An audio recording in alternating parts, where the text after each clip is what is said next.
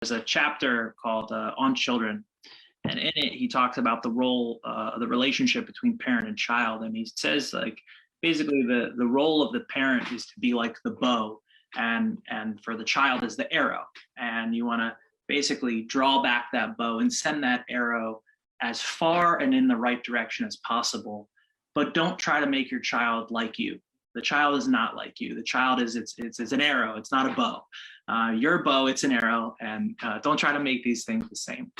And that always resonated with me because I feel like, I again started wrestling when I was 5, and so many of the kids that I was wrestling with and traveling the country with, I could just see that the parents were not making it about the child. They were making it about themselves, and they weren't actually maybe trying to be the best bow for their child. They were trying to mold the kid into something that was really in their own likeness in some way.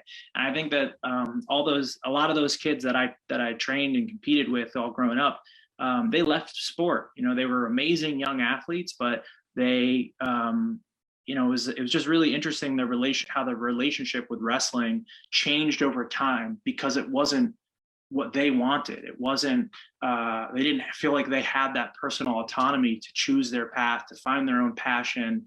And, and I think that that's so critically important, right? Whatever your young people, whatever your child does in life, we want them to be able to maximize their potential. And again, when it comes back to LGBTQ issues, if you're not as educated as you should be, if we're not having these proactive conversations, if you're not, using organic opportunities, like, history was made last week in the NFL. As a parent of a young person, that's a great teachable moment for you to talk to your child and say, hey, did you read this news? What do you think about that? What if that had happened on your team? How would you have responded?